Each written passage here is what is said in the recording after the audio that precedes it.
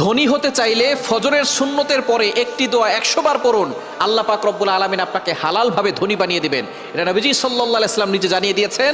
মুসনাদে আহমদের হাদিস, তাবরানী শরীফের হাদিস। নবীজি সাল্লাল্লাহু আলাইহি ওয়াসাল্লাম জানিয়ে দিয়েছেন চমৎকার একটি ছোট্ট দোয়া, ছোট্ট একটি বাক্য।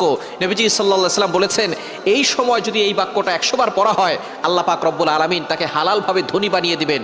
দোয়াটি করবেন কখন? ফজরের নামাজের সময়, 2 রাকাত সুন্নতের পরে, ফরজের আগে। মনে রাখবেন, আজানের পরে, একামতের আগে এই সময়টা আমরা অনেকেই মসজিদে গিয়ে চুপচাপ করে বসে থাকি। আপনি এই সময় আল্লাহর কাছে দোয়া করবেন। এই সময় দোয়া করলে আল্লাহ তাআলা সেই দোয়াটা কবুল করে নেন। আর দোয়া লা ইউরাদ্দু বাইনাল আযানি ওয়াল ইকামা, তিরমিজি শরীফের হাদিস, আবু দাউদ শরীফের হাদিস। আজান ও একামতের মাঝখানে দোয়া করলে সেই দোয়াটা কবুল ফিরিয়ে দেওয়া হয় না, সেই দোয়া কবুল করা হয়। আপনি যখনই যেই নামাজে মসজিদে যাবেন, আজান দিয়েছে, একামত হতে একটু দেরি হয়, আপনি সুন্নত পড়ে চুপচাপ বসে থাকবেন না, গল্প করবেন না, আপনি আল্লাহর কাছে দোয়া করবেন। আল্লাহ তাআলা আপনার সকল দোয়াগুলো কবুল করবেন। ফজরের সুন্নত